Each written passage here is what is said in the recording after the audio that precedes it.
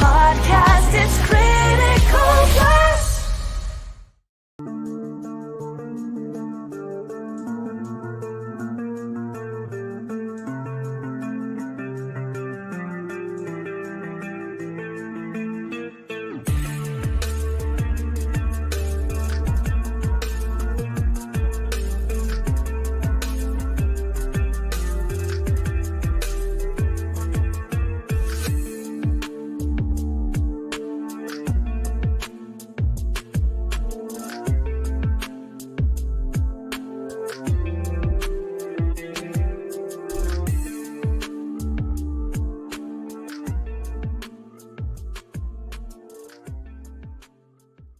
Hi everyone, Jason Hunt here, inviting you to join us every Saturday morning for news, the week's headlines in science fiction, fantasy, horror, comic books, video games, plus Comic-Con updates and the weather, and the occasional interview along the way. We call it Good Morning Multiverse. We hope you join us every Saturday morning at 11 a.m. Eastern, 10 Central, right here on Sci-Fi for Me TV.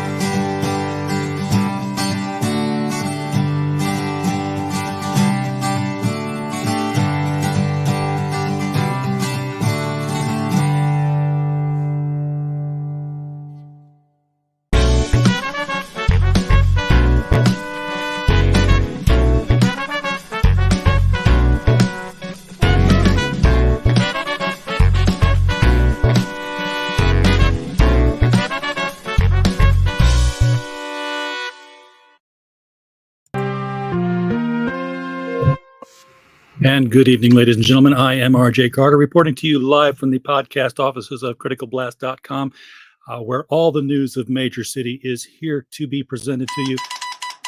This just in, the reports coming from the Major City Zoo are reporting to us that Harambe has been shot. Repeat, this is breaking news. Harambe, the gorilla, the beloved gorilla of Major City Zoo, has been shot. We do not know if this has any relation at all to do with the purple swirling miasma of clouds, which are delighting weather forecasters throughout all of Major City, appearing above the skyscrapers of our beloved city. To get more information on this, we are going to need some scientific input. Please welcome with me to the program, Doc Bishop. Doc, how are you tonight? Oh, I'm doing wonderful. Thank you, RJ. That was a wonderful introduction. That was like a, in the middle of CromCon thing, I'm like, oh, I have the sound effect. What can I do with it? Yeah, perfect. It fit perfect. It's fun, and this is a fun book too. So I wanted to, it's easy to play with. Oh yes, it's been a blast, and yes. So last night, in fact, last 4 hours, and everybody, the link's right down there. You don't have any time to screw around anymore. It's right below the video. 4 hours. Go over to it. 4 hours, which means it's really 3 hours and change. Yeah. Because I don't know how Kickstarter calculates its shut off. It's like Indiegogo is like, it doesn't matter what time you start your campaign, it ends on midnight of the last night. So you might get a few extra hours squeezed out of it. This one actually allows you to pick it. This one will end at 12:10. So it was a little deceiving 2 days ago when it said we had 3 days left. Okay. So when it says it has 4 hours to go, it is 7:08 Central right now. That means in 2 more minutes, it will have 3 hours to go. Yes. So now you're more rushed than ever, folks. Yes, if you want your copy, the copies are printed, and it will be funded or it is funded, rewarded. It's been funded, and it will be rewarded. I've already printed the issues. This is so fantastic. I looked in on this yesterday. I'm like, oh yay, it's $1,500 surpassed on the goal. I think it was like 1,600 and something. It's a little bit like higher now. 108% now, or 110%, something like that. We did reach our goal and surpassed it, just barely, but we are over the finish line. Well, just to show our guests who are watching this how much fun I think this is, my alarm did go off today. You will now see the Manage Your Pledge button is highlighted on here, which means that we put our money where our mouth is on this one. And we went in there. We didn't buy a big tier. we got the book. Yes, but you're going to get a signed copy of the book coming to you. Oh, well, see, now I feel special. So you are special. You've actually kicked me off on this road show of podcasts I've been on here recently. You're coming back to you. You are the first, the beginning of it, and now I'm coming back to you a few weeks later, and I've been on like 9 of them. Full circle. So I didn't even get the chance to ask you if any of them had come on and said, hey, yeah, come on and over, because I would have watched. I would have wanted to see them. Oh, sorry. Yeah, I was throwing them up on Facebook and Twitter and the different places I had, but they were happening so fast and on top of my work schedule. It was difficult to keep on top of the past couple of weeks, but I think we've got a handle on it. Yeah. It is when you've got the day job thing, you've got to. Yes, you've got to. The money's got to come from somewhere. And yes, I still work like a dog all day, every day. It's amazing what you can do with a lunch hour when you've got the day job. Or just stop sleeping. I figured I'll get all the rest I need when I'm dead. It just works. Yes. I'm looking forward to that day more and more. Because I worked with a guy, my last position. He's like, as older I get, the more I just enjoy taking naps. I said, that's your body's way of preparing you for death. Yes, I have to take a nap every now and then, but for the most part, feels good, doesn't it? Oblivion's not so bad, huh? I threatened my children when they were younger. It's like, one day you're going to want to take a nap, and I'm not going to let you do it. I don't really like taking naps. I like sleeping in the mornings. I don't want to get up when it's time. The older I get, the less I can sleep in one period. Without hurting. Yes, that's what gets me out of bed. Is like my back is just like, I've got to move now. But once I'm up, it's like I'll be up till 1 a.m. and I've got to get up at 6. But I've got stuff to do. I want to do stuff. I'm watching a show. I'm reading a book, playing a game. I just I've never been one who's been able to be mature enough to say, okay, it's time to put myself down now. No, bedtime doesn't exist for this adult, at least. No, I'm the exact same way. I was didn't get in bed until like 2 a.m. yesterday. I was 4 hours of podcast yesterday, and then the work and wind down after. Yeah, it was ridiculous. I had read Edgar Allan Poe as a teenager, and I think I took some of it to heart because he had that quote. It's like, sleep, those little slices of death, how I despise it. I was like, yeah, that's me. Yes, big fan of Poe. He had a lot of influence on me in my adolescent years. One of my newest collections is I collect antique books as well. So I actually have a pocket edition, or a pocket set. It's 10 volumes of Edgar Allan Poe shorts, dated back to 1890, I think was the dating on it. Oh, very nice.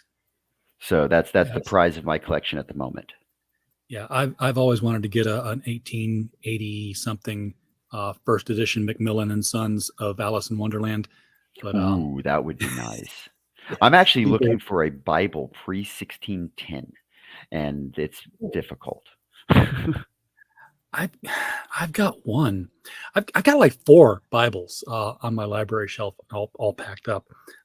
And one of them's like a pocket-sized Bible, but thick, and Mhm. it's like 1919, like Titanic era. Wow. And then I've got Yeah, this one that's like really. Go ahead.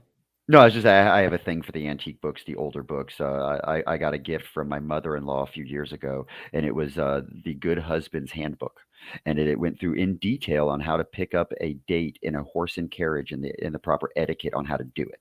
It was written in, I want to say, like 1910 or something like that. That's very cool. It was really Yeah. interesting read.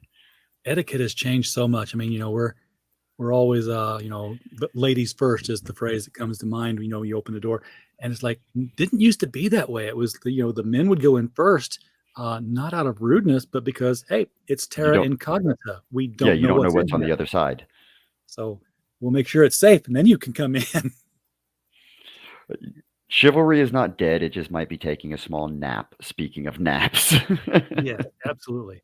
So, so, so tell us, for the people who have missed you the first time, didn't see the world tour, and I'll take the nap here because I know this one.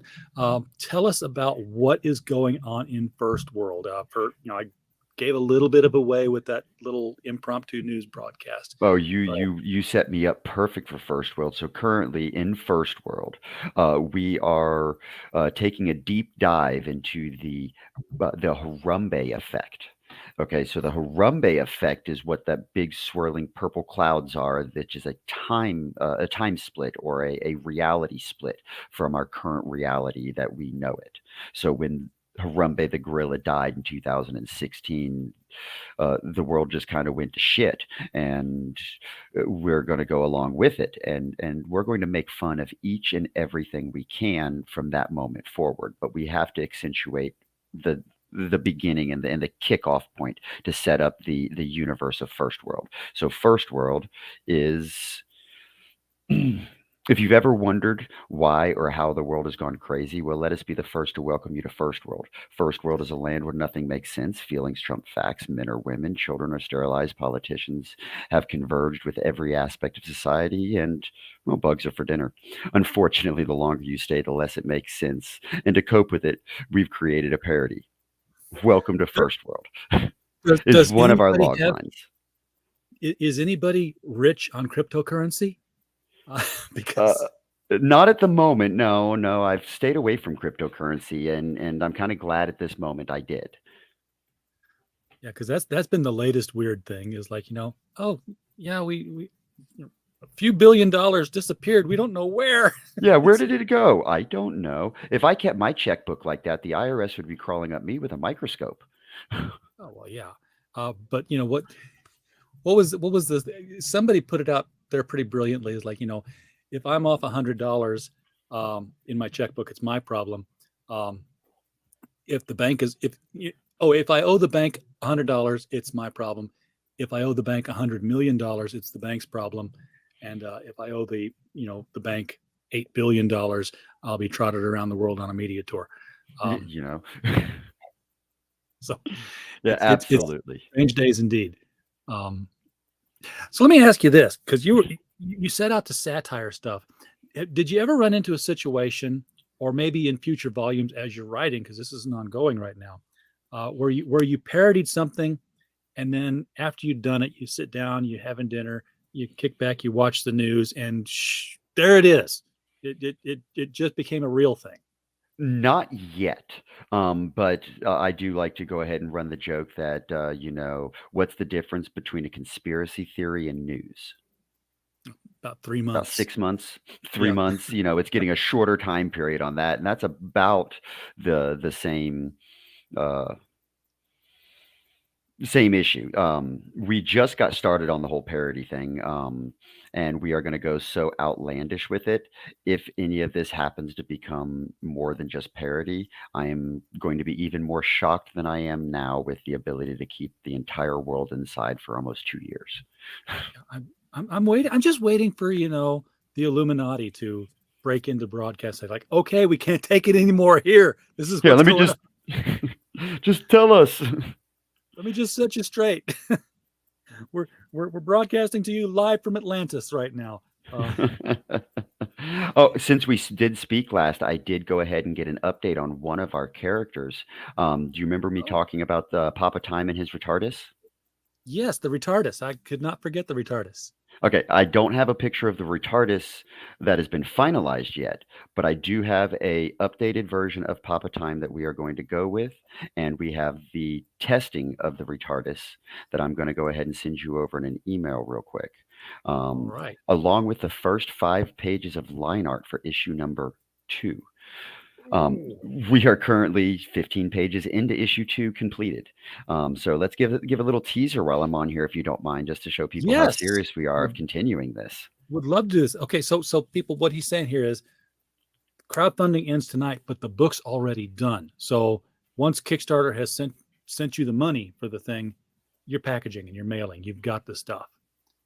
I was packing up books earlier today. We have several people that have backed it for books, and I'm starting to put them into the envelopes now and separate things out. So they should be shipping within a week or two, and definitely have them in time for Christmas. If anybody has that one person you don't know what to buy for, this is either going to entertain or offend. Either way, it'd be funny. You have those two uncles that talk politics at the Christmas dinner, and they're always going at each other. Get them each one. It'll piss them both off, and you might unite them. Give them something to talk about that they can both agree on. Yeah, and that's one of the things I'm watching for the mail to come in here. One of the things about FirstWorld, there it is that it doesn't play favorites like good satire. No, It FirstWorld doesn't take a takes aim side. at everybody because, in our opinion, everybody's a joke. Papa Time, ladies and gentlemen, there is our Papa Time. He's He is blue. I OG did not gangster expect with that. his tracksuit. Yeah, we couldn't really decide which direction to go with the ethnicity of Papa Time because, he is kind of outside of space and time. So where would that put him? Put him Yeah. wherever we want to put him. So I think blue matched the tracksuit the best and kind of highlights the Papa part of Papa Time. Maybe we can even throw it in there as a layered pun with Papa Smurf. Looks nothing like me, Pop says. You're right, Pop. Hey, Pops. It's a little more ZZ Top than you are there, and you have a better complexion. And of course, I love the Flavor Flav. Oh yes, we definitely brought the Flavor Flav in with it. The challenge I gave to Antone to go ahead and give me this concept is I wanted Papa Time to be kind of a mashup between Flavor Flav meets Rip Van Winkle. And I think he hit it out of the park. Trucker hat with the little time symbols on it. We've got the He's even got the grill. clock chain. We got the grill going on. The kicking 80s glasses. Yeah. On the front of the hat is a clock. Very nice, very nicely done there. And then of course, Papa Time gets around in his retardus. This is our starting image for the retardus. It's a phone booth. Yeah, it's going to be a phone booth, and we're going to go more for what that is. a parody of the Bill and Ted's phone booth, mixed with, of course, everybody knows the Doctor Who's retardus. Is it even more cramped on the inside than it looks like on the outside? We're actually not going to spend too much time in the retardus inside of FirstWorld. That is actually a setup for a spinoff that I'm already working on. Working on a spinoff that's going to circle around Papa Time and a character. I think we're going to name her or them a Zinni, kind of like a Ginny with a Z. Okay. And it's going to be our version of a Generation Z character that happens to steal Papa Time's retardus and take it on a joyride through time.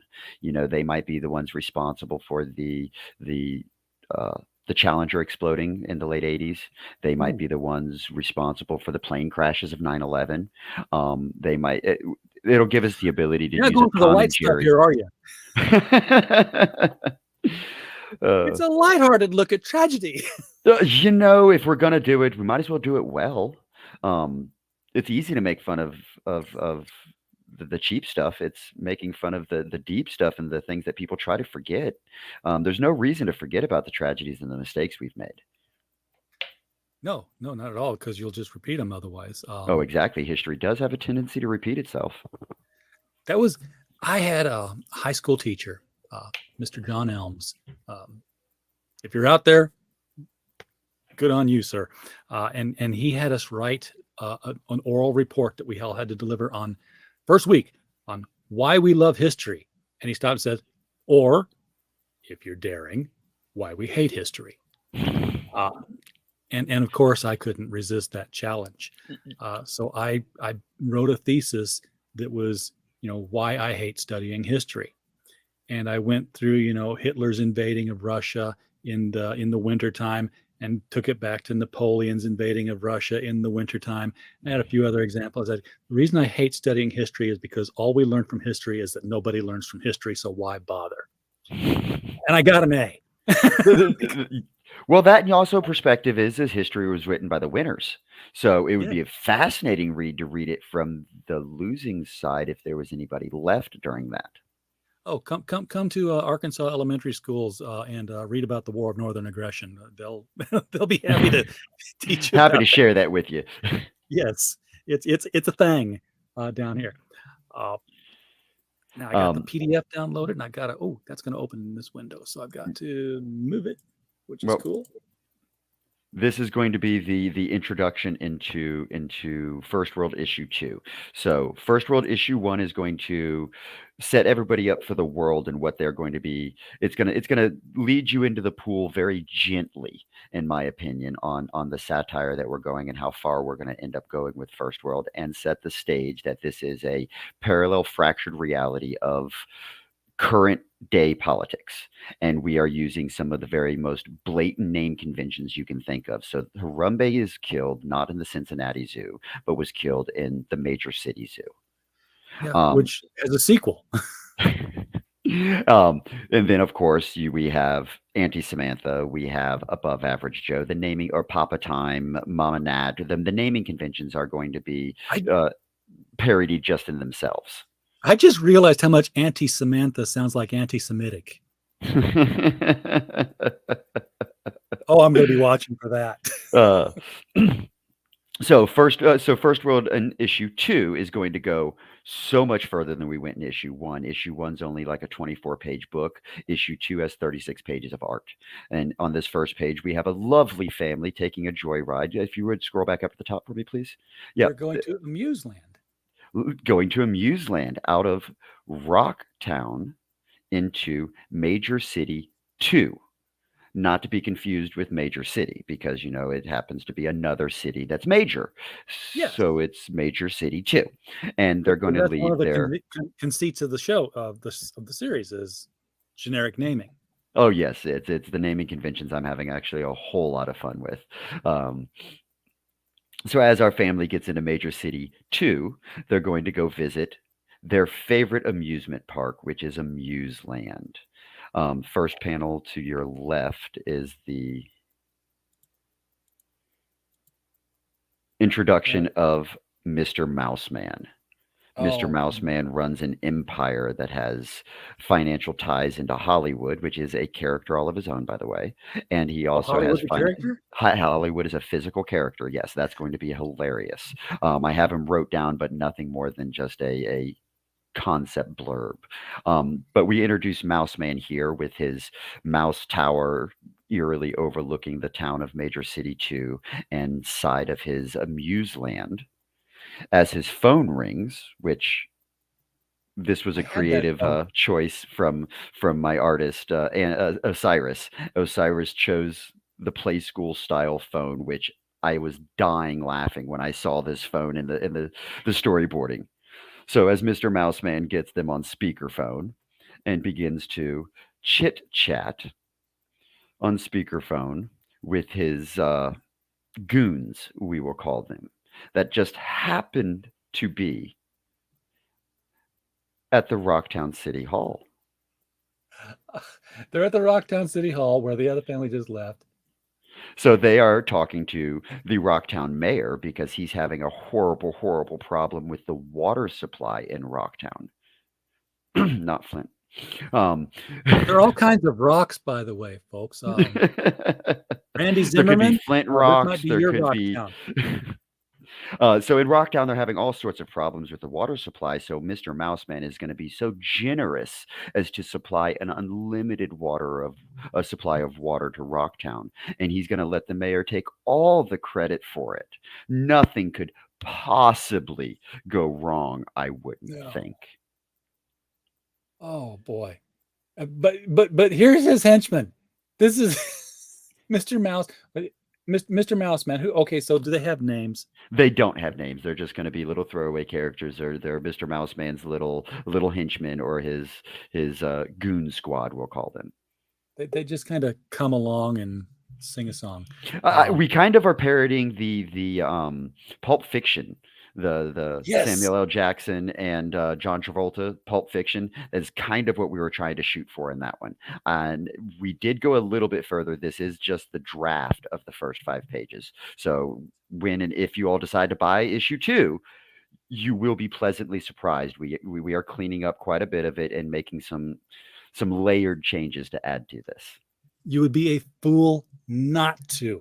This is hilarious stuff. So issue 2 is going to take us into the Rocktown water crisis. It's going to take us. Hey, Pops. Hey, man. I was waiting How for you you to bring doing, yourself in, man. I didn't want to click you before you were ready. Yeah, I had to fix the lighting. It was too bright behind me. In issue 2, it's going to take us into the Rocktown water crisis. We're then going to go ahead and dabble just a little bit in the opinionoid crisis, because opioids and opinions and whatnots. Yes. We can play on words. People can get addicted to opinions. And we may or may not make a trip to a nightclub named Throb that might get slightly violent and need another appearance from our Death Snail.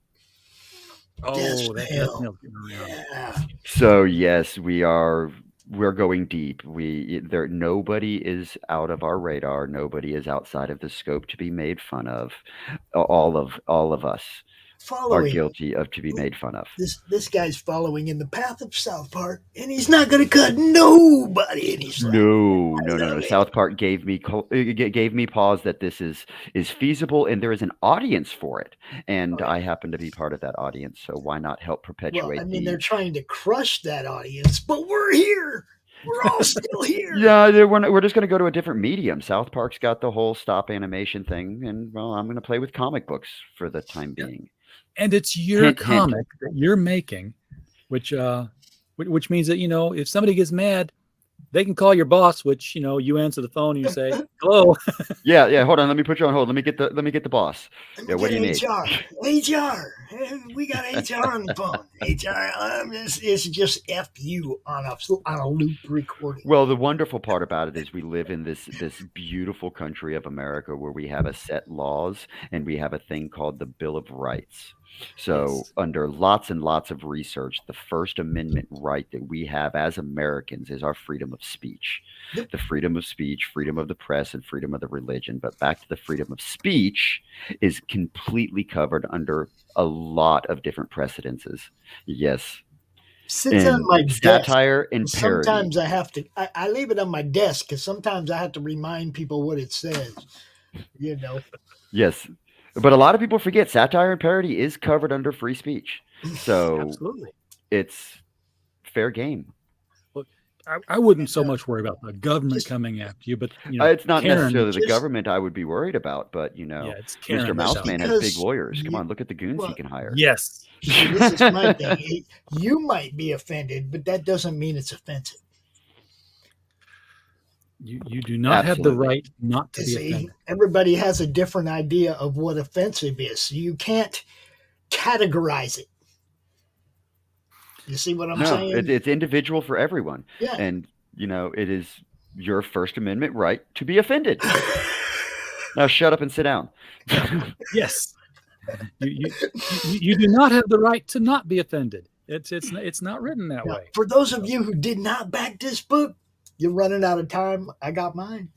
3 hours. I got You mine. see, yes, you called it. 3 hours left now. So We got we're at 28 backers so far. we're at the last little And, sprint here. Let me do something for RJ real quick because What I do you don't got? see one. Where the hell is it? There it is. Please share the campaign, subscribe, and ring the bell. Okay, you know what, Pops? I have written into StreamYard, and if they're listening, I still need this. I got so many overlays and so many banners You and, ran and, out of and room? videos. I'm like, let me pop this shit out into its own panel, so I'm not scrolling up and down looking for shit while I'm trying to talk to somebody. It's just right there. I just RJ, you can make like 10 different studios and make them smaller and more streamlined instead of putting it all in one. but this is the only show I got. This is so it's one.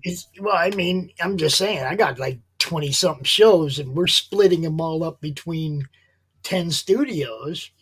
Like there's 3 people using each studio, and it's like we're making it work. Studios. I do have 2 studios. I have Marmalade Studio. So yeah, I don't have any studios, but I did just pick up a pretty little mic. I've been on enough podcasts. I'm going to try to go ahead and get the sound a little bit better. Oh well, it's working. It's working. No, I haven't figured it out yet. I haven't even plugged it in yet. I took it out of the box though. Plug it in; it'll figure itself out. It's most likely plug and play. I did, and I plugged it in once, and it was a little echoey, which is why I went back to using the headset. It's not quite as bad. You know what? So I need to go with the settings. Yeah, what that happened with mine, and what it turned out to be was that your laptop microphone still tries to pick up. Really? It was with mine anyway. I had to totally disable my laptop microphone. Now hold up. If you're not using headphones and you have speakers for your sound, you got to turn them away. From the microphone, I wouldn't thinking about that one because I'd be picking up that sound and give you that echo. And while we're getting technical, see, my speakers, I guess, are the back of this computer here, but they're right behind my microphone. But behind your microphone, they're behind the microphone. But apparently, my microphone's all the way around here.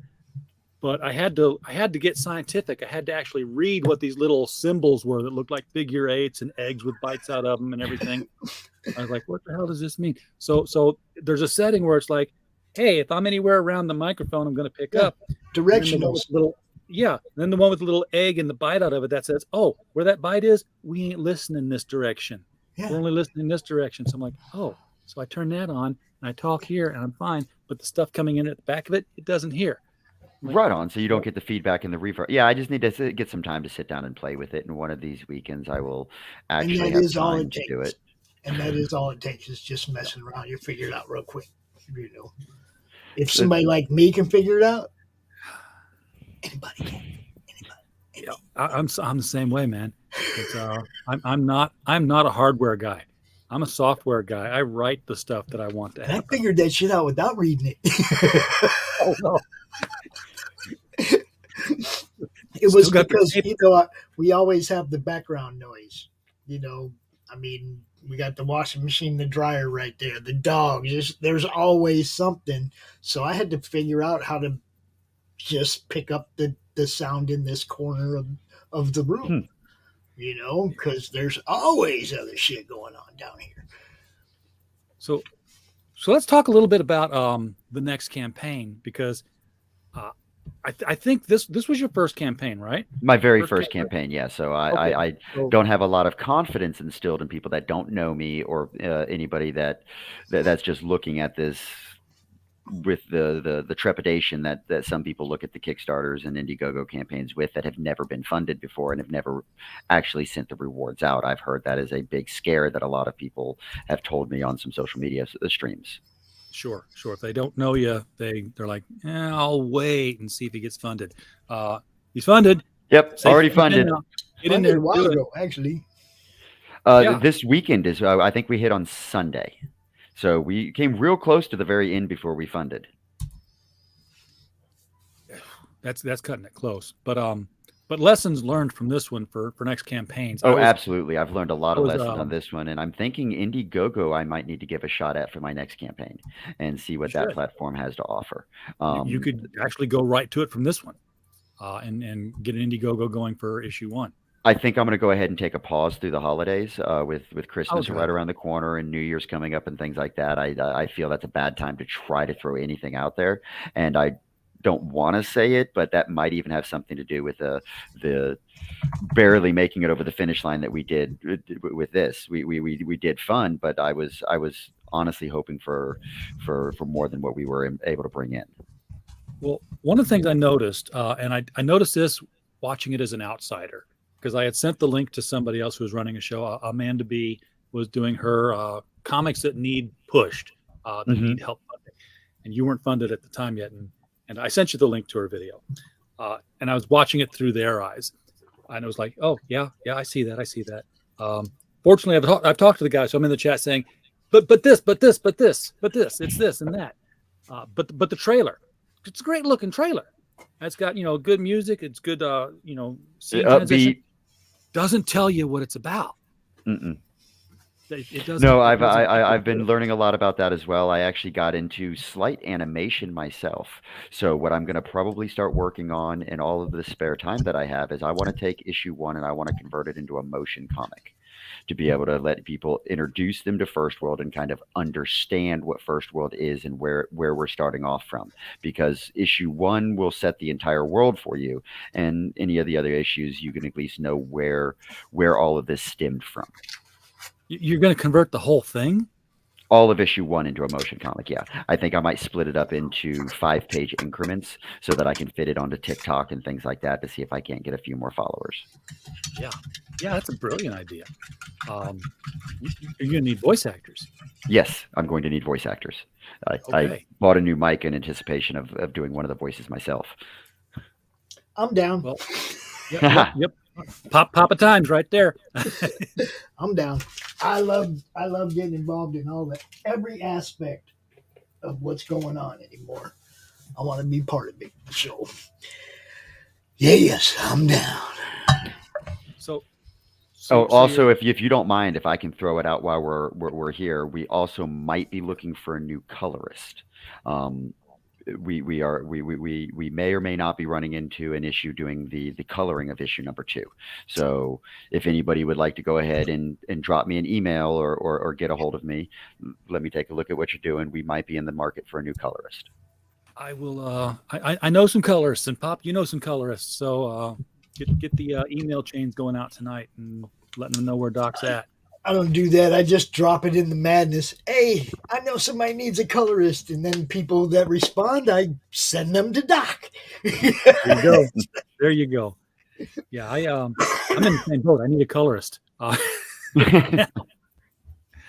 Because hey, I'm entering this crazy funny book business too now. I've got a short story coming up, but right now it's all black and white, and there's only 2 pages of it that exist. So I'm like, but it's cool though, because you created this world, and then you had to tell it to an artist. So I know now what you feel when you see that first page of art come back that's translating what you wrote down. Like, oh look, they got what I said. They understood it. They understood it better than I did. I love this.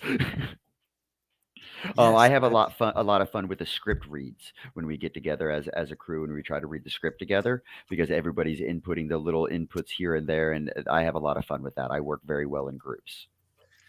Well, your concept is just, it's inviting of new things, because everybody can think of something stupid.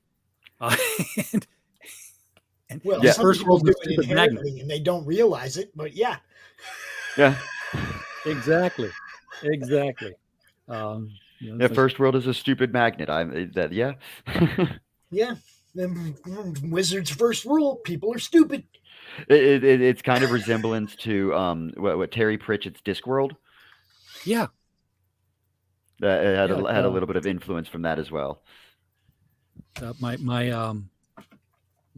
almost said my statistics teacher. That's what we called our statistics in college. My statistics teacher always said, assume people are idiots and you'll never be disappointed. Statistic.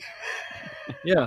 Well, it was a statistical analysis class, and it was a pain in the brain, but yeah, he always said, assume people are idiots and you'll never be disappointed. I haven't been so far. So how far-reaching do you see the First World project being? I mean, you've already got a spin-off plan. This is a universe. I actually have 2 spin-off plans already going with it. I would love to take First World and turn it into an actual studio where I can not only go ahead and get some of my ideas out there, but my writer and my artist are both now pitching their IPs to me as well to try to help them put it together. I guess I've done this relatively quickly, and I have zero creative skill when it comes to visual. I can't draw a straight line with a ruler. I have the artistic ability of a gnat. But I do like to think I am clever and creative, and kind of like handicapped porn, and we can come up with something that is insulting and engaging all at the same time. Yes. You just said handicapped porn, didn't you? Oh yes, that's clever and creative, is it not? Yes, absolutely. Midget handicap porn would take it a level beyond. Yes, that's clever, creative, and see, this guy extreme. is 100% madness. I don't know where you been hiding, dude. I mean, really. It's his first comic. It's his first comic. It's my first comic. It took me a little bit to get the courage to actually try to get out there and compete. I never thought I could actually do a comic book because I can't draw. I've never had the aspirations to make one until I decided that, you know what, I don't have to be able to draw. I just have to be able to hire the person that does. But see, not everybody in the madness actually does comics. There's a lot of fans. You should have been here a long time ago. That's what I probably should have, but I'm here now, and I have no anticipations of going anywhere. Yes, this dude. You fit. I'm right having in. fun. You fit right in. You really do. You belong here. We love parody books. We love stuff that makes us fucking laugh, dude. I'm so well. We've got enough superheroes running around and things like that. In my opinion, the greats have already done a good job on that genre. But they gave us a platform that we can do anything with. Yes. It's a visual storytelling platform, and well, a picture's worth 1,000 words. So. I don't care what you're doing, though. What genre it is, you can still make it funny. It doesn't have to be all funny. It can be the darkest shit you can think of. You can still crack some humor in there. Yes, if you can't laugh at what's going on, you're doing it wrong. You're part of the problem. If you can't laugh at what's going on. I need to laugh. I need to be entertained. If I wanted to be depressed, man, I just turn on the news. I don't go to comic books for that. I go to comic books for the lighthearted fun, for the shit. Come on, man. Y'all get it together. Big influence on me actually wanting to do one, believe it or not, was the Shirtless Bear Fighter series. And if you all haven't read series or Shirtless Bear Fighter 2, oh my God, it's one of my favorites. I am currently collecting all the variants. Hopper's digging it out. He's going to have them. But I just love the craziness of it. I mean, First World is a world where if there's a riot, the police are throwing bricks through windows. Yes, yes. Just wait. Hopefully it's going to be around long enough for us to get to January 6th. Jeez, where are they? Oh, that's going to be hilarious. That will be glorious. Or maybe even the new president. I've got him already lined up. You see, because during the pandemic, we're going to be having Uncle President. Uncle President. Uncle President. Yeah, because we plan to take the storytelling in an annual basis. So we're going to go year by year in almost a chronological timing of the fuckery we've experienced in the past half decade. Yes, there they are. Shirtless Bear. Do you have the Burt variant cover? These are the 2 covers I have. They've got the Shirtless Bear Fighter 1 run. They had a Burt variant cover. Do you remember when Burt Reynolds did his spread in Playgirl, where he was on the front cover? Okay, they actually knocked that off on one of the variant C's. Oh, I remember. I remember. Oh my God, I had to argue with the comic book guy in order to order it for me. He told me no twice, and I'm like, dude, I'll pay double. Just order it for me. Why would he not order it for you? Look, you sell hot dogs. I want a hot dog. I want a hot dog with relish on it. No. Well, it's the same place that I failed in getting a variant for one of my Walking Dead covers that I was looking for because he wouldn't buy the Gay Pride variant. Oh. See, that's how well I know my collection. It was like you said, Shirtless Bear Fighter. I went right to the drawer it was in, pulled it out. You got some pretty variants there. Those are good. Have you read the second series yet? He's Nope. currently on the second series. No, I haven't got So there. he's got a new character he introduced. It's Mr. Biagi, and it's a bee that runs a honeycomb that trains the bears. Oh, it's absolutely hilarious. Honeycomb's big. Yeah. Sorry, you triggered something in me.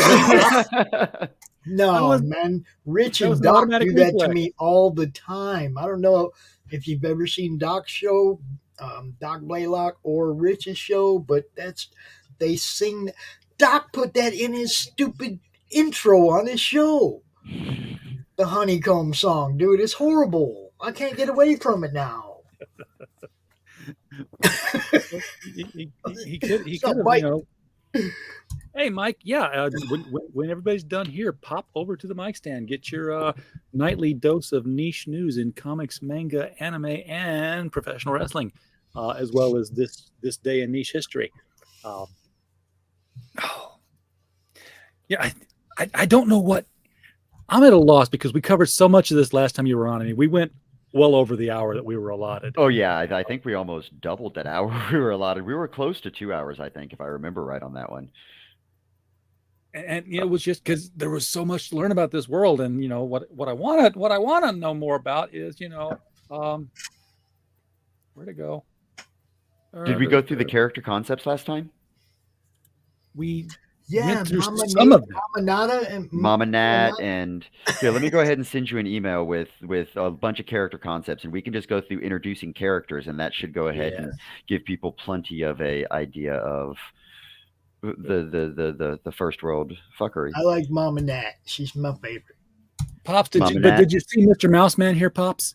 Say what? Did you see Mr. Mouseman here? This is issue 2. Yeah, we're looking at. I did see the Mouse Man. I remember that. It's like, okay, well, this is the new pictures he just sent over for issue number 2 that they're already 15 pages in on, and these are his 2 henchmen dealing with the mayor.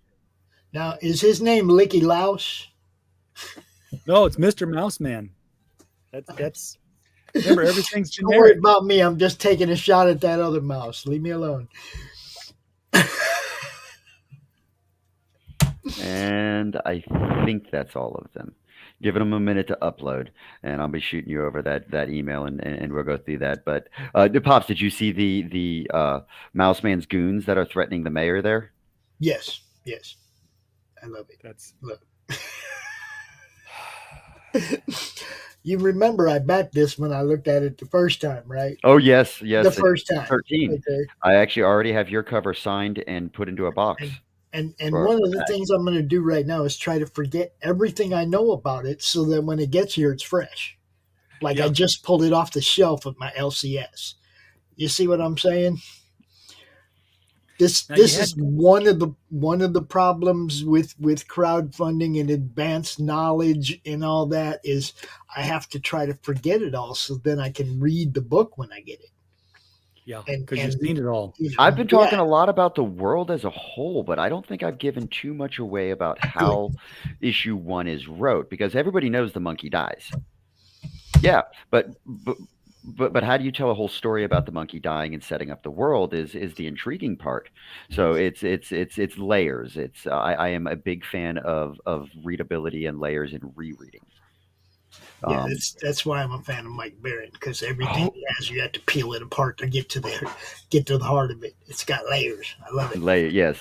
Hopefully you see something new each time you look through it, and they sneak up on you. Did you get that email I sent over? I did, and I just had to go into a show. There's Here Joe. they are. This is Above Average Joe. Yeah. Above Average Joe runs a podcast in First World that helps us keep track of the litany of characters that we put together, because the list is continuously growing. I'm probably making characters I'll never use, but it's fun. So Above Average Joe is going to help us sort through them from the comfort of his podcast and his perspective out into the calamities that is First World. Could you draw him with a beanie for me? I just think he looks kind of like Malin. I'm just saying. I can't draw mean him a with a toque? beanie, but we could possibly work it into one of the issues. He does he does kind of look like John Mayall. He needs a toque. I'm just saying, man, average John. You know? So he is one of our main staples of the comic book is Above Average Joe. He is the one that is gonna kind of hold us grounded in FirstWorld. So he's gonna stick around through the majority of the issues at least. You should see him in every issue for the most part. Now, in some issues, he's going to have more airtime than others, but well, sometimes we need more room to introduce more characters because we have lots and lots So of characters. do you use his podcast to introduce the characters? We use his podcast as a narrative tool in order to steer the story in a perspective view. Okay. So it's more like a storytelling and flashback through the I was gonna podcast. say it's not like somebody goes on Joe Rogan and then they're part of the universe after that. They'll like talk about the event where these people are rather than the people actually coming on the show and being introduced. Yeah, anybody that's going to be on with Above Average Joe is going to be talking about whatever event that we're going to be making fun of, and most likely they're going to have some sort of an interaction with the event. This is another character we created as a plot tool. This is Devil's Advocate, also known as D. You see, D may or may not be a double agent, and she has the ability to teleport around, so it's really quick on getting her to move where we need to move her all over FirstWorld, because we're not just taking aim at America. It's just that's where I know the best and where we're going to be most at home. But we do have Mother Country, we have Big Asia, we have Little Asia, we have Cold Asia-ish. We have lots of other places that we're planning on going to. I need to know. Is Hollywood putting on a major production in Eastern Europe and is just like, saying, cut, roll them, and just putting on a war movie? He will be putting on several movies and using those as plot developments, but we've got to get through a couple of years of this before we even get close to that. So That's right, because you're still in 2016 ideas. on this. Oh yeah, 2016. I got 4 years to get to before we even get to close to current, and that's going to be a lot of material to cover. In 4 years we're going to be hitting the pandemic, and that in itself, we can have just an entire annual of the pandemic. We can just call it the pandemic annual. So D is sort of like your girl on the street. I mean, she just shows D up is our street reporter for Above Average Joe, and she's the one that allows us to actually get out into the real world as the events are going on to convey the plot. Now, is there a devil that she advocates for, or is this just? No, that's her plot armor. No, she is the Devil's Advocate. The Devil's Advocate is what I would think the concept of Devil's Advocate would be like. If you were to go ahead and actually think about the Devil's Advocate from a conceptual term, I think it would be a fiery little devil chick that you really can't trust. I know those people. Input. This brings us to Input. Input is going to make his debut in issue number 2. So he is already signed off and sealed for this is the concept art of Input. Input is the dictator of Cold Asia-ish. And he runs a country that happens to have a lot of hackers in it. And they are the ones that run most of the Betaverse, which is our version of a social media platform. Beta rhymes with never mind. So that he is part cybernetic, not quite identifies as human, male nor female. He just identifies. So much fun we're going to have with all these characters here.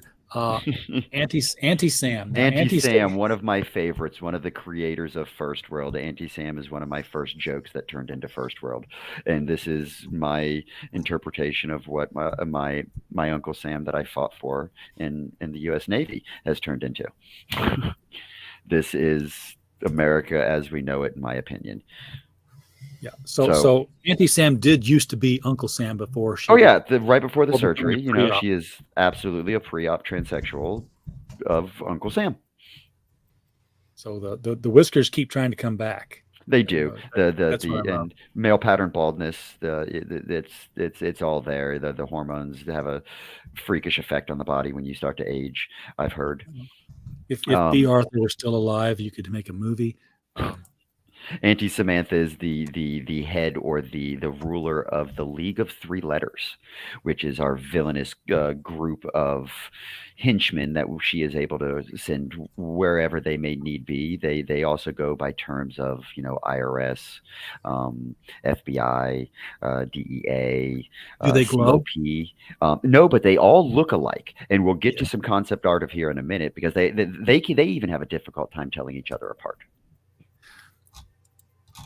Perfect. The Found Fathers. Found Fathers is one of my absolute favorites. Found Fathers is an Appalachian redneck that happens to be haunted by the founding fathers of America.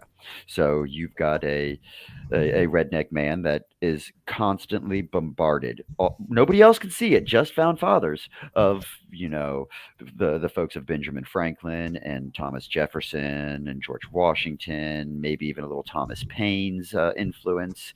But if they can't get him to get the opinions across, they might even have to jump in and possess him to do what needs to be done. Imagine Jefferson's response when with the ladies. I've always heard Jefferson was a ladies' man. Yes, he was. Yes, and he wears, for being the conduit for the founding fathers, he wears a Confederate flag on his overalls. It's a little bit more of the Appalachian side that's coming out in him. He just happens to be cursed with the founding fathers coming down on him. He's not too pleased about it. He didn't want it to happen. It just happened. And every now and then things happen that he happens to do, but he doesn't remember doing it, nor did he do it. Oh, that's even better. All of these characters can get their own book. Or at least their own, story arcs to run throughout here. Now we bring into LGBTQ or HNSKR or whatever other 5 letters we decide to choose into that panel when they're introducing themselves. Pay attention to the different facial features. We drew the same face multiple times because we are going to be having every intentions of having a moving piercing. So it's going to go in from panel to panel from different sections. One panel it'll be in the lip, the next panel it'll be in the eye, and next panel it might be in the nose. Panel over it might be in the chin. The rainbow of the outfit also has full intentions of changing in order in every panel. And the character couldn't quite make up which ethnicity it was going to be, so it decided to be all of them. And every little gender represented on the outfit. Oh yes, the first version of it was a little bit farther on the gender side. The artist even removed one of the breasts in order to have an homage towards the Amazonian archers. Wait a second, I know that story. Supposedly the Amazonian women that were archers removed their right breast in order to be able to have a straighter shot. Yeah, come on, guys. Yeah. I get it. Now, the ones with little titties didn't have to worry about it. Yeah. Which they just should have chose. Anyways, Mama Nat. Mama Nat is our demigod, one of our, to take a page out of DC's Sandman, one of our anthropomorphic personifications. Yeah, there you go. Anthropomorphic I like personifications. Mama Nat is Mother Nature herself. She is, in my opinion, that grandmother that would be cooking, right? And she's in there kind of giving you a lecture and you mouth off and she's going to hit you with a spoon and go right back to cooking before you even realize what happened. But she is just an absolute tall baby, sweet baby. Oh, if she doesn't have the spoon, she's going to throw a flip-flop at you or a can of Campbell's soup or whatever she has handy. And of course, we've already seen Papa Time now, and Papa Time is her counter. So you have Mama Nat and Papa Time, and they're kind of our anthropomorphized figures or ideas. Now, do you have the same artist drawing issue 1 that you had drawing issue 2? The issue artist, the line artist, is different than the concept artist. So Osiris Santos is my line artist. So for issue 2 and issue 1, those are all done by Osiris. Yes. Issue 1, I still had a leash on him, and I kind of kept him towards my storyboard that we did. For issue 2, I allowed him to actually redo the storyboard and do his own additions, and he decided to add the phone. It was his idea to go with the dog and the duck for the goons. So he brought a lot of character into the second issue that I am more than pleased with. He is absolutely amazing. This is the issue that I picked up, by the way. Because I love bifurcated covers. One of my early freak me out villains was the composite Superman, where it was like half Batman, half Superman. I'm like, how come the cowl doesn't just fall off? Let me get both y'all's opinions. You like the double covers or the split covers like this? What's your opinions on that, Pop? Because I am designing covers already for issue number 2. Okay, well, I'll give you my thought on it. If you're going to do this, you need to do it with 2 different artists. Well, so far I have 3 artists doing issue 1 for the No, covers, I mean the cover. You want 2 different artists, one doing each side. Oh, really? That would be interesting. Oh, I didn't think about that side. See, that's what I'm saying. If you do a split, if I see a cover like this, the first thing I'm thinking is it 2 people? How cool! And then I look and it's one person. I'm like, damn. I like collaborations that work, people. I like collaborations where people get along and shit actually gets done. You know what Welcome I mean? to FirstWorld. FirstWorld started as a joke in May of 2022, and it's now December, and issue 1's done. We're halfway done with issue 2. That's what I'm talking about. So we have an incredible crew. I'm sorry? I'll tell you something else I like about split covers. Now, see if I can describe this right here. I like the kind of split covers like this. Now, imagine you're holding the book in your hand, but the edge of the cover is right there by above average Joe's nostril. That's the flip over. And you see the full Harambe when you turn the thing back. Ooh. You know what I'm saying there? Mm-hmm. Yes. Well, if you scroll down to issue 2. So you do a half cover on top of a full cover. I'll say the second cover right there, the Amy's cover, cover A with the Nickelodeon-looking gorilla. That's actually designed as a full cover. That's supposed to be front and back. Now, it is not going to ship as a full cover. This will be corrected if I reprint it, and there's only 75 of these that exist. But that was printed the same as the other ones with the traditional back cover when it was intended to be a full spread cover. So the other half of Harambe is supposed to be on the back, and yeah. I got you. But yeah, this is like just a cover that only covers the first half of the book. Yeah, no, I understood what you were saying as far as the full bifold. Yes. Yeah, but this would have been wrapped around, and it's not. I got the dual cover too, the 2. But yeah, if I understand RJ correctly, that would be like putting 2 covers on, a full cover and then a half cover. Yeah. So when you open it up. You remember those? Was it really that long ago when they did that whole Death of the Family, that Joker story with Batman? Yeah. And they all had the same Joker cover. It was like covering half of it. That kind of a thing.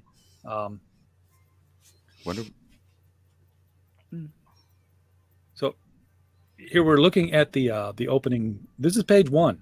Death Snail. Page 2. Death Snail right there. That's actually page 2. Look, we're going to turn Death Snail. I didn't give you page 1. We're going to turn that Death Snail into a folk hero. Well, I have full anticipations of the Death Snail being hidden like a Where's Waldo or the snaily slime. Find the snail. It's going to be in each issue. Where are you going to find it at? When we plan to put actually another the Easter egg in the issues, we created a character by the name of MK Ultra, who is a retired League of Three Letters member that is going to be, drawn into the background of a scene here or there with government secrets falling out of his pockets like bouncy balls, maybe peddling LSD to children. Oh, jeez. Sounds about right. Yeah, bring them all. Bring every conspiracy theory into the. I want to try to bring them all to FirstWorld because this is the perfect home for every conspiracy theory I can find. So, do we have aliens? Do we have Bigfoot? We don't need them yet. I haven't run out of story material. So far, I'm having a difficult time squeezing in all the calamities that have already happened. I've had to. There was a lot of 2016 we couldn't make fun of just because we didn't have the time or the room. I want to get to 2017. Yeah. It's weird shit happens. I mean, I saw a Craigslist ad yesterday looking for crisis actors for something that's supposed to be happening between December 5th and December 13th. I'm like, oh shit, we're going to have a news story come up here. Are they running that on Craigslist? Yeah. Oh my God. Okay, so the 13th of December? But sometime between the 5th and the 13th. We're already on the 7th. So, So what has happened? What are we watching for? Nothing's happened yet that I'm aware of. But keep your eyes open. Yeah, I'm sure that's like Hollywood's top recruiting agent is crisis actor. I saw the light bulb. Okay. I'm trying not to say too much because I don't want to get in trouble for conceptualizing my parody. That's where I think I'm going to get into the most trouble is on the conceptualizing while I'm trying to explain what I'm parodying without using the parody Don't explain anything. as an example. No. This is where you will run into the problem. Well, here, let me pitch one of my cover ideas at you for issue number 2. If you all thinking easy, I'm thinking I've come up with a cover that I would like to see. Schoolhouse Rocks. Do you all remember Schoolhouse Rocks? Yeah. How they would use words to make the shapes of things. Yeah. Okay, so we're going to go ahead and take a cover, and since we're going to introduce Mouseman and Amuseland into issue 2, we might as well give the best homage that we can on the cover. So we're going to go ahead and take the word pride, and we're going to turn it into a rock. So it's going to be Pride Rock, right? Kind of like they have in The Lion King, that big rock overlooking the sea of who he is going to be king of, right? And on top of our Pride Rock, we're going to go ahead and have Pope being held up by the mechanical puppet. Underneath Pride Rock, let's go ahead and take Big Pharma, Input, Auntie Samantha, Mouseman, and any other character we can think of in a bowing pose to the Pope and his control of this timeline of FirstWorld. You think that would be going too far? No, not at all. Now, but you just said something now. So the Pope has the control of the timeline of FirstWorld. Oh, the Pope actually won his. Did I send that to you? Let me send this. I've seen pictures of the Pope, in the Pope hat with the TV screens. Okay, so I took a page out of the Marvel Comics world where the post-credit scenes worked out very, very well for them. Come on, I have watched more credits for Marvel than any other movie I've ever watched because I want to see what happens after the credits. I want to see what they're setting up for, what's coming next, and that's something I decided to parody as well in FirstWorld. So we absolutely have an after credit. So after I give credit to everybody that helped me make this amazing book, I'm also then going to come back with another 2-page spread as an after credit spread. I just emailed you the spread. Okay. I reshaped it into a different flow so it rolls a little bit better. Oh, okay. Do you want to put this on? I will. Yeah, I just got to wait for it. Completely up to you. I don't mind. If they're watching this, this is not really a spoiler at all for issue number 1. This is just helping you realize how far we're going with FirstWorld. Boom. And okay. Now I'm gonna have to zoom in. Yeah. Enhance. Okay, so this is where we have our sexy nuns.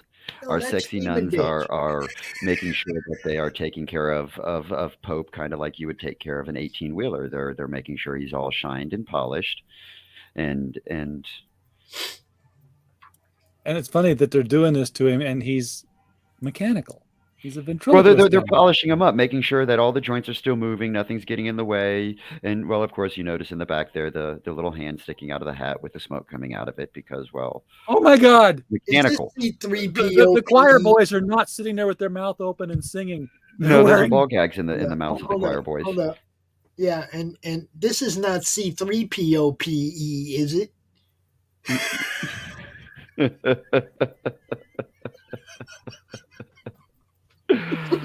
So let's go ahead and zoom in just a little bit on the hat on this next panel. No, as you scroll up, it's the hat.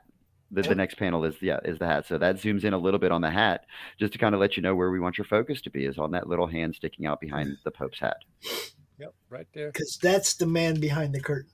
Yes, because there's always somebody behind the curtain controlling what is going on. So we have Pope inside of his Pope mobile, watching his love about Pope. TTV. I don't know if the art team did this on purpose or not, but the Pope monkey looks like bored chimp. The NFT craze. I've gotten a lot of that. I don't think that was on purpose. No, but the Pope is sitting there with his hand out the window, smoking his cigarette like a trucker. Yeah, looking at his past, present, and future past, present, and future, kind of like the Vatican's coronavisor. Have you all ever heard of that conspiracy theory? They've got a TV that they're able to see the past, present, and future, and evidently, in order to become a sitting pope, you've got to watch the death and resurrection of Jesus. Interesting. The conspiracy I ran across on that one. So sure, let's go ahead and throw that one in here as well. So I wonder how they got a camera that far into the past. They sent somebody back. It's supposed to bend light waves from history and condense them into this coronavisor. I don't know. I've studied way too much of it. It's the same way that Star Trek can have the ground of the planet they're going over show up and it be a straight on view instead of an overhead view. It's that same camera technology where they bend light waves and pick them up from different places. And well, Pope won his TTV or coronavisor from Papa Time in a bet way back in the day, because Pope is going to be older than you think. As he answers his phone, all Pope-like and all, which he may or may not have a yarmulke on. I was wondering about that. It's like, really? Oh, come on. You've got to have a Jewish monkey controlling the mother-obsessed cult. Yes, and then we're going to go into the TTV, the time television. So he's seeing the past with the death of Harambe. The present is the splitting of the timeline. And then the future is the gay frog orgy. Damn, the present looks just like a big old mushroom cloud. Yeah, well, that's the time vortex. That's the time vortex that split FirstWorld into the chaos madness that it has become. A gay frog orgy. I don't know. It might hint that issue too. Alex, you got to find Alex Jones' address and send him a copy of this. We actually made a character resembling Alex Jones. His name is Handy Sook, and he's going to be making his debut in issue 2 as well. I love it. I cannot wait for this book to get here so badly. Issue 2. Launch dates, delivery dates. What's the plan? I'm expecting to be finishing and completing issue 2 in January, sometime mid-January. So I will probably go ahead and start a campaign for it early February to mid-January, depending on how the team rolls. We did just lose our colorist, so that may give us some delays for issue 2, but I don't expect by too much. So yeah, there's plenty of people out there that are looking for work too. You know, good ones. I mean, you know, there was one in the Madness just a couple of days ago that was asking about colorists, and he ain't been asking anymore, so I'm assuming he probably is. It's kind of how we roll, man. But he's looking at the price and said, yes, I can see now. Good job. So somebody knew. He's talking to somebody. Yeah. He may or may not have told him to do it. You know, who's the one behind the curtain? How did he know the death of Harambe would turn into the gay frog orgy? Okay, now, by the way, we see Harambe got shot in the head, but that's not the only gorilla we see get shot in the head, and there's no context for this Mr. Monopoly dressed gorilla that also gets shot in the head further down. There is no context on that now, is there? Yeah. No. I wonder what we're telling a story about. I can't give that away because that is the main guts of issue 1, and I do want a surprise to come when it's read. All right. Good. I can respect that, but damn, it's like, wait, That's not Harambe. That guy's wearing a tuxedo and a top hat. I've got a major monkey theme going on for some reason. We're just monkeying around over here at First World. I have noticed that, and I've got to see more. I've got to see more of Aunt Sam. Aunt Sam is all over the book. Look, she has a That's lot of the other activity thing, in issue RJ. 1. This is a CG book if I ever saw one. It really is. What's a CG book? Don't understand. Don't go there. I sorry, mean, curious. It's for people.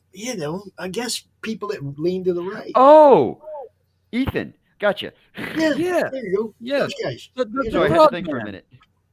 I'm really surprised that there's not more. I've sent talking several emails out and tweets and texts and things to people in different communities, and I have not been picked up yet. And I was kind of hoping to be. So if anybody is listening and anybody wants to, I will be more than welcome to jump into that community. Well, all you got to do is say you're in the community, Yeah, and you're there. you just start going in the chats of the people that promote CG. You go to their chats. You let people get to know who you are. You drop your link. Like, you can come to my chat and drop the link to your book anytime. Oh yes, but with the multiple things that I keep going, it's very hard to find time to sit down when everybody is on. So well, see, that's I why need to be more. That's why I try to have something on all day long. Pops' network is 24/7 almost. I'm trying. I'm working on it. I'm trying to get a schedule filled.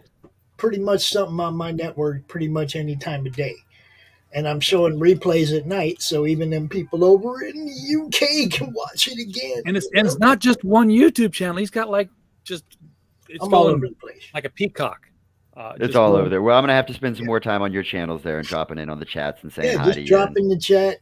Drop your links so people get to know who you are and where to find your books at.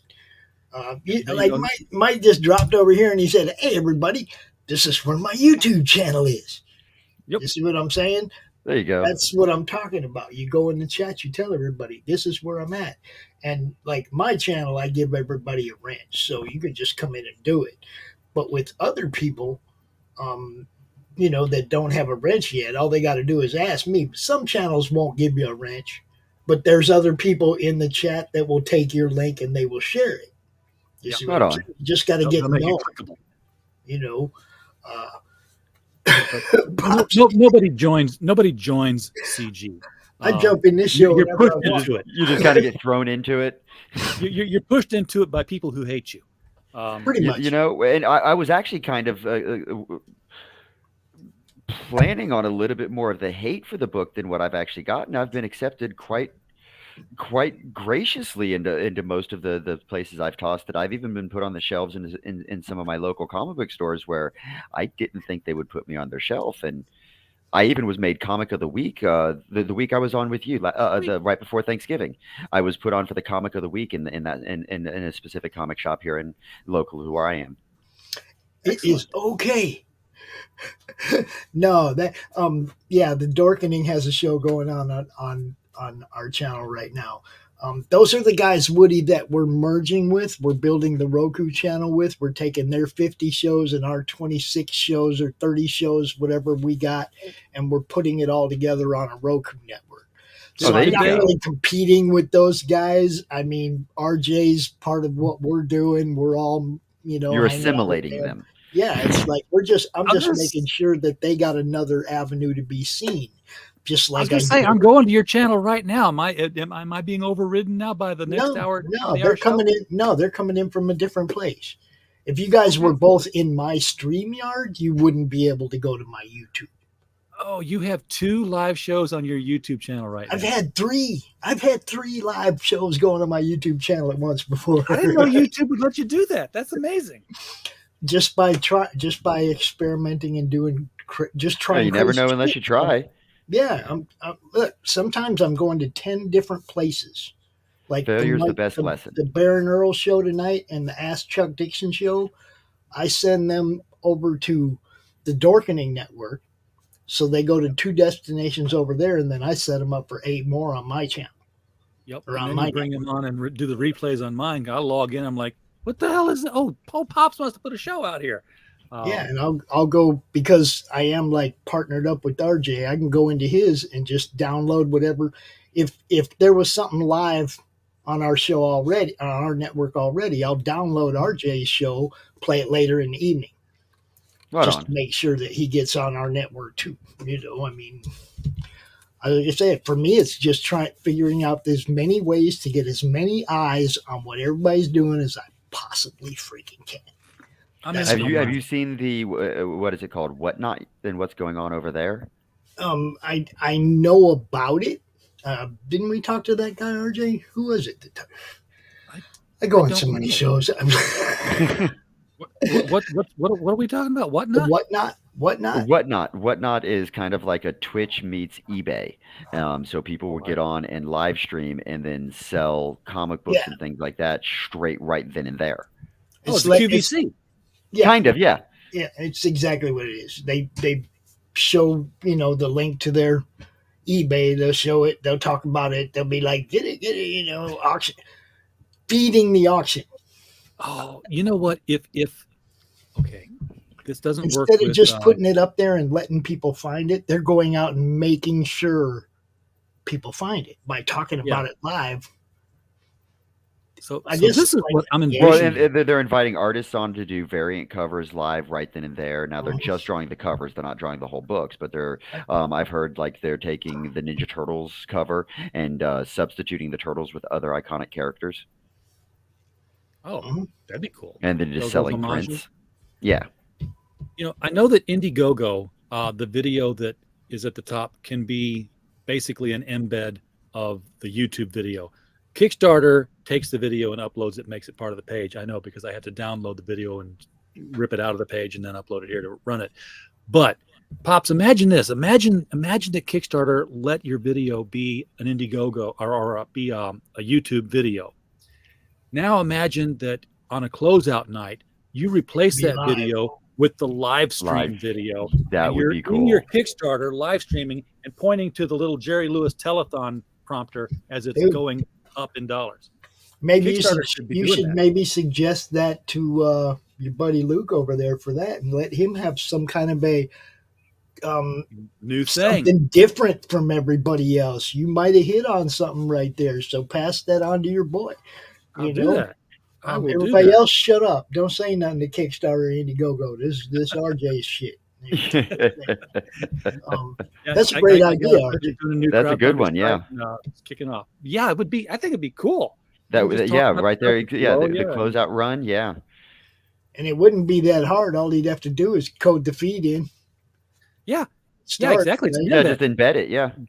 I can embed videos on my own website, and they can be live streams or replays. It doesn't really matter. What I'm saying. That would be simple. Great idea, RJ. Gonna give it, man. See, every once in a while I get something like that. Hasn't happened. This is what we do, though. We bounce shit around till we come up with ideas to improve the shit that's out there. Yeah, I haven't felt like that since I said, "Hey, what if I were to ship all your books for you?" And look. You ain't the only one now. Everybody else is picking that idea up too. See, I got my book from Michael Gonzalez in a nice black bag day before yesterday. It's like, yep, yeah. People are putting them in those poly bags because they don't get wet. Yes, don't fuck up your Gemini and then fuck up your book. Well, I'm mailing all the books with bags and boards. Oh, RJ, did you see the other thing that I picked up? I wasn't there. When I was at GRCC, Kurt Zauer gave me all 4 of the Spectres and Sabanian books. All 4 of them, dude. Signed them for me and everything. I read the story. It's pretty good. Didn't know anything about it. I'm going to NWA Con next month. Dude, I can't wait to find some comic artists there. I was just blown away because, sometimes I'll find out about books I don't know anything about. Yeah, I didn't know anything about that book. And then you read it, and it's like, damn, that's pretty good. How come I didn't know about this? I mean, first of all, you didn't know about it for the same reason that it's pretty good, and that's because it didn't go through a major media PR machine. Yeah. because they're the ones who get the word out on stuff, but they're also the ones who make sure that it's vanilla enough that it won't burn anybody's tongue when they taste it. Yeah, I don't know how to do that. This one's got all kinds of fucked up shit in it. I hate to do it. Give me just 5 seconds. I'm gonna be right back. I've got to go run real quick. You're good. Oh, you know what I got to do now, Pops. You know what I got to do. It's going to happen right about now.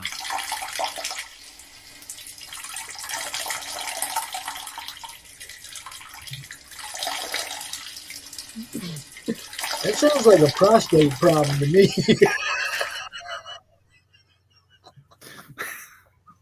I hope he heard it. It sounded like a prostate problem to me, though. Oh man, that's not fun, man.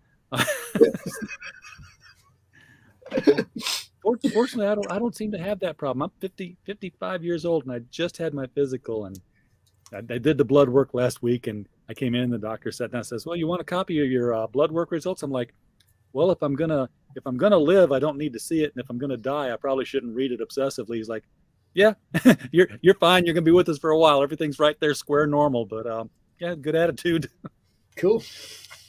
Yeah, I don't even want to go because I don't want to know.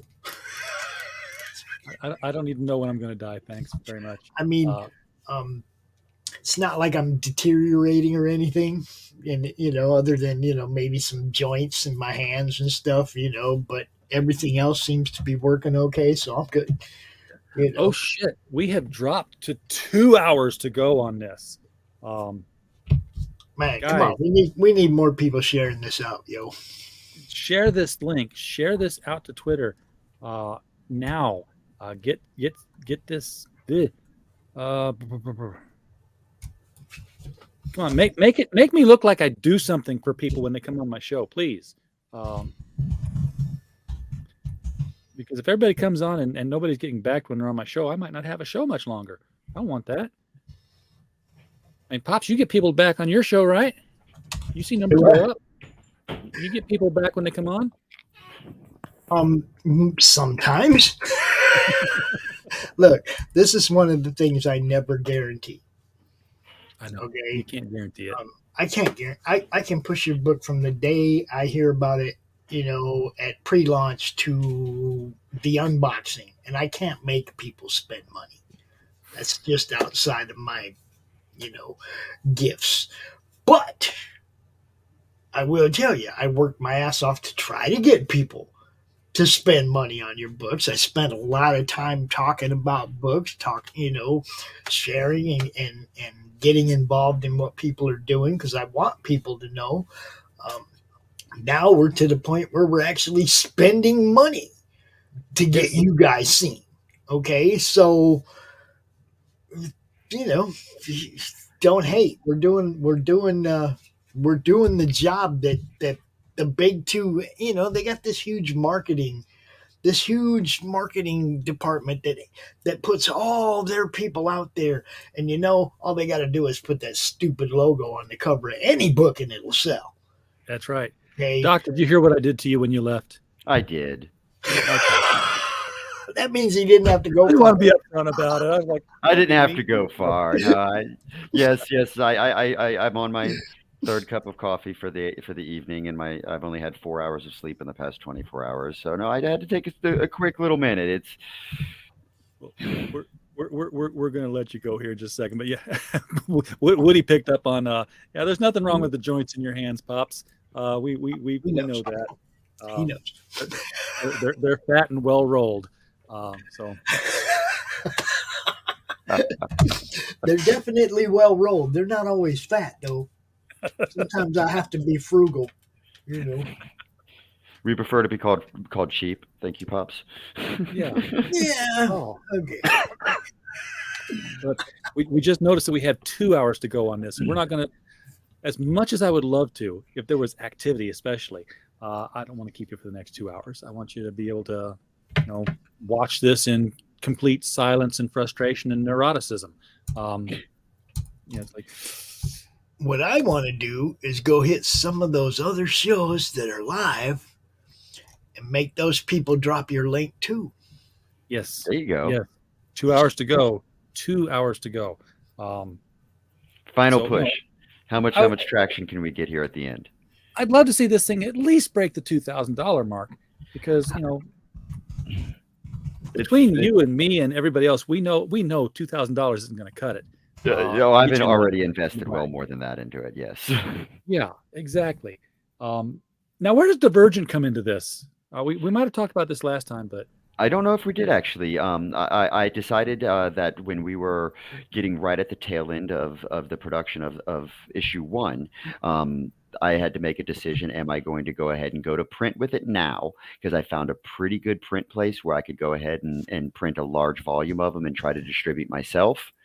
Or am I going to try to do another form of marketing to try to get the word out? And that's when I ran across Kevin over at Divergent and Inked, and gave them a phone call, talked to him, and he is the one that helped me put this Kickstarter campaign together. He has held my hand this whole way and helped try to teach me the ins and outs of how the crowdfunding is supposed to work, and that's so the reason we are a Kickstarter. Okay, so he's doing the publishing on it then as well. I believe it was one of his connections that printed it for us as well. Yes. Okay. Then they're expanding out into even more realms of crowdfunding. So that's cool. And he actually even hooked us up with a very good letterer that allowed us to re-letter issue 1 before we went to print with it, which it desperately needed now that I looked at the backs of it. I didn't quite realize that was a discipline all on its own. It is. Here's the thing about being a letterer. If you do it right, nobody knows you. If you screw it up, everyone sees it. I did never actually even realize that was just one person that did that. So when I hired the first artist, I'm like, okay, Antone, I want you to draw it. I want you to color it. I want you to letter it. And his mouth just kept getting bigger and bigger. And I want 5 pages a week. And he's like, yeah, no, just no. We compartmentalize every one of those duties that you just listed. Yes. And he's like, you're asking me to do 12 people's job. No. Yep. And in the time of one person. Yes. Do half as much of one job. So I've learned quite a bit when it comes to the production side of it. That's more of what I'm overseeing is the production side. So Doc, you got all these character designs that we just went through here and saw the different characters. I need a banner for this. I need an overlay, Pops. I need an overlay for my trademarked. Here's what you need to do.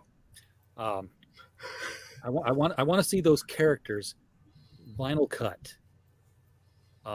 Die cut on vinyl. Working on it. Just like Joe King here. In our campaign, we're giving away stickers.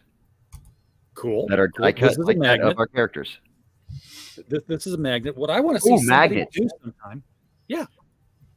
That's what this is. I didn't think about magnets. We're just doing stickers right now. Magnets are brilliant. I want this sticker right here. This one. We can make that happen, Pop. But yeah, magnets are better than stickers because stickers go on my laptop and then my laptop dies and I throw them all away. My refrigerator dies. I take all the magnets off first and then put it onto the new refrigerator. Yes. Yeah.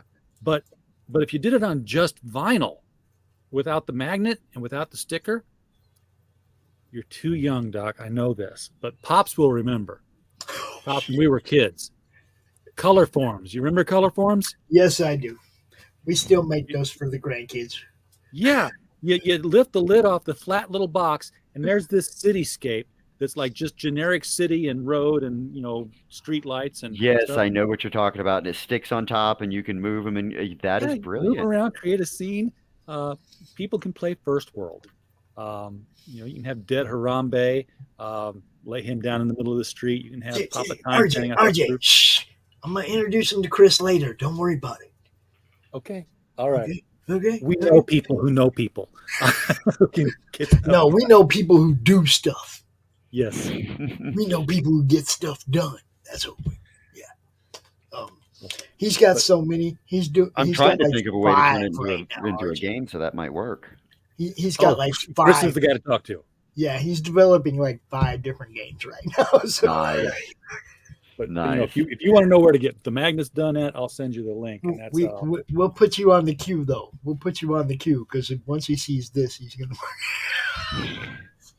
That's great. because Well, I'm actually working with Amy now, putting together a pitch deck because I might have to go look for maybe an animation studio to help me with taking it a little bit further. there you go. Yeah, this would be a great week. Well, you already said you're going to take the first comic and turn it into a motion comic and motion do comic, that in do it in like and 3 to 5 minute increments, and I should be able to stretch the first issue, half a dozen different clips. Yeah, do that and then send them all to Netflix.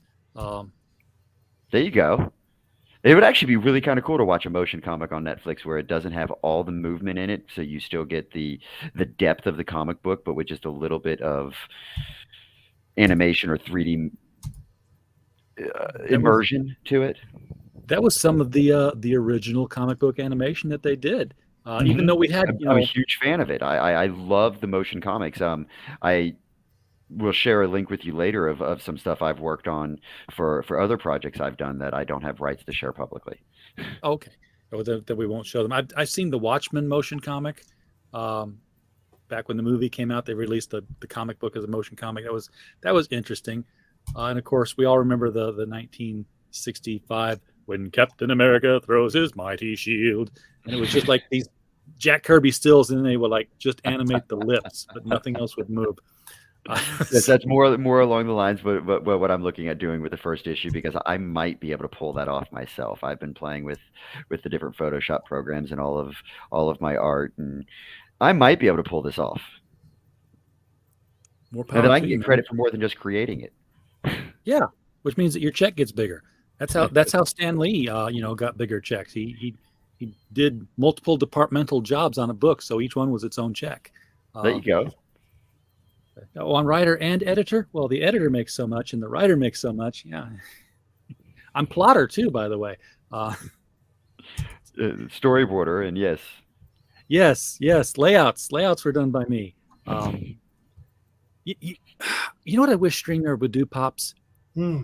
I wish that when we did this was clickable. That would be cool. It is clickable on the Twitch if they're watching on Twitch. That link is there. If they're watching on your channel, it's in the chat. If they're watching on my channel, it's in the chat. Yeah, I know it's clickable from the chat, but I mean if it were like clickable on the screen, because after this the chat may not play again if they're watching a replay. But if that's why we put it in the description, and it is in the description, so you will be able to see it. You will be able to click on it. For as long as this thing is up on RJ's YouTube channel, you will be able to click that link long after it's dead. Yes. Yeah, you might be clicking on that and finding out it's gone. But for the next 2 hours, it's there. Yes. Yeah, you're right. This works better with Indiegogos, doesn't it, Pops? Well, see, this was going to be the sad part of closeouts don't work on a replay. No, they don't. But at least we can confidently say it's been funded. Hold up. Congratulations. This works on a replay if we can tell people you can get this at FirstWorld.com. FirstWorldComics.com. Right? You can get this at FirstWorldComics.com. RJ, do you mind bringing up my website? Not at all. I'm working on it now. There you go. See, I actually even have a product page where we're starting to merchandise. Oh, don't tell me this. That's how you get the replay watchers right there. See. Wait a second. FirstWorldComics.com, right? Yes. Make sure you edit this and put it in the YouTube as well. I'm getting a GoDaddy page. First World Comic, no S. Oh. You must be specific. It is the only comic of First World. There we go.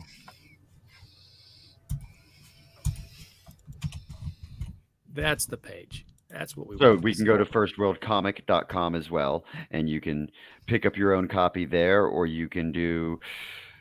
You can watch our ever-expanding list of merchandise. You want to hit the shop button? I'm going to. I just put the thing into the chat here so other people can. Oh, gotcha. I'm sorry.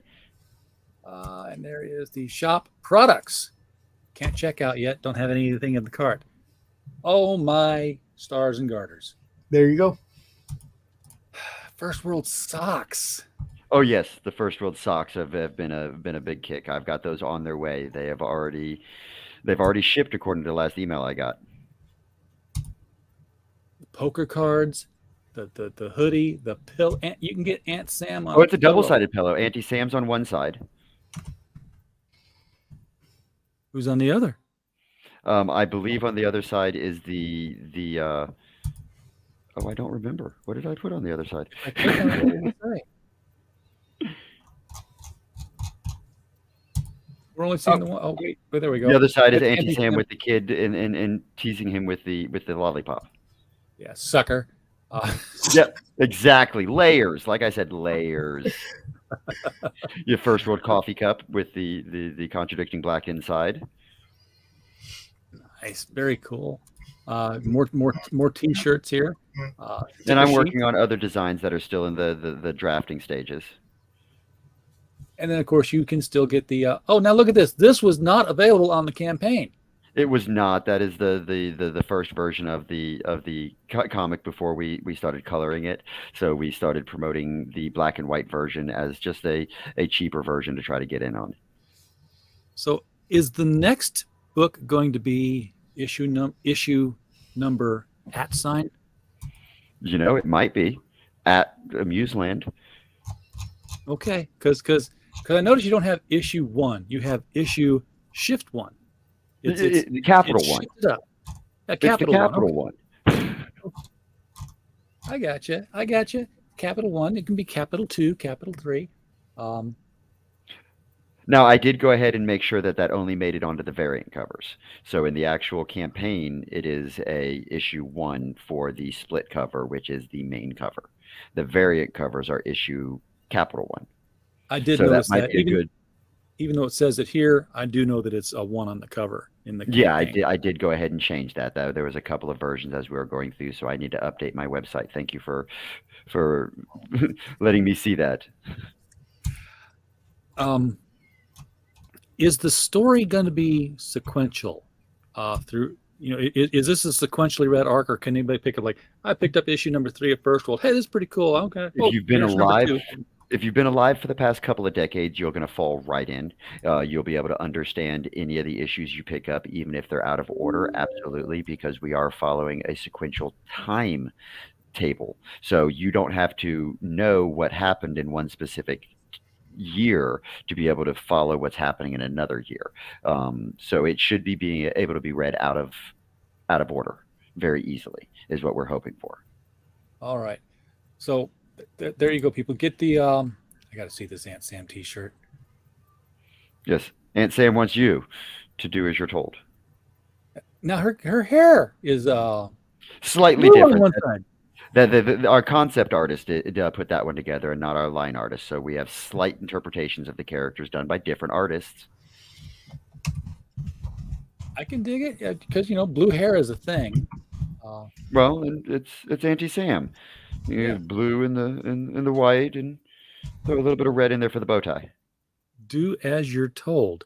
That's her mantra. Okay, I keep looking at it and wishing it higher. It's not happening, and I'm going to let you get back to your night, man, because you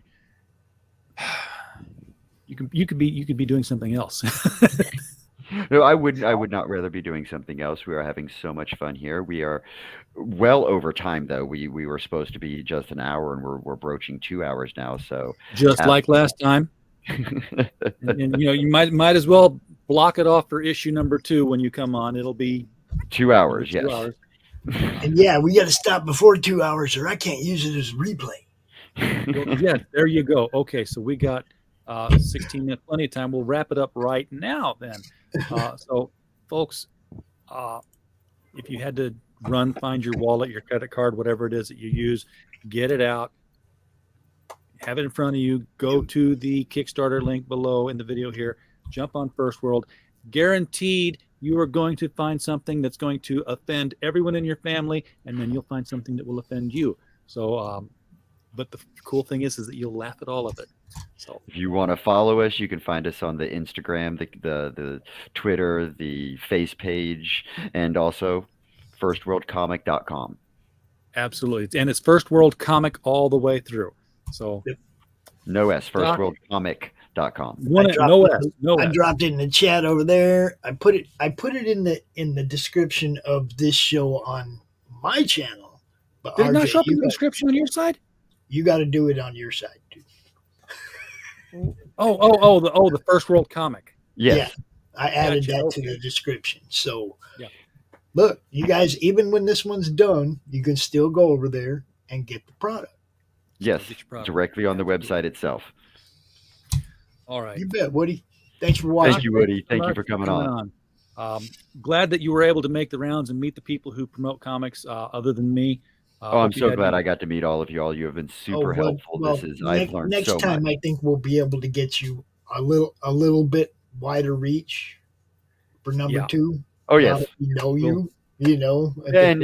I've made my rounds and I've done my introductions, and I think we're gonna work. This is gonna get number 1 in hand, see, and then I'll have you out here to unbox it. There you go. Yeah. See, and by the time you're on number 3, historically speaking, and I can find several examples of this. By the time you're on number 3, you won't have time for my channel. You'll find time for your channel. You've helped me out so much. You'll be too big of an element. You'll be like, oh yeah, that Doc guy. He's got a new show tonight. He's putting stuff out, and I'll be sitting here like. I've watched people come here and then they go off and become somebody. Doc, Pops, you've seen it happen. Yeah, but I always try to drag them back around, though. All right, folks in the chat, thank you so much for being here tonight. We don't have a show without you. And as always, while you were here, we just hope you had a blast. If I can find my video, we will say good night.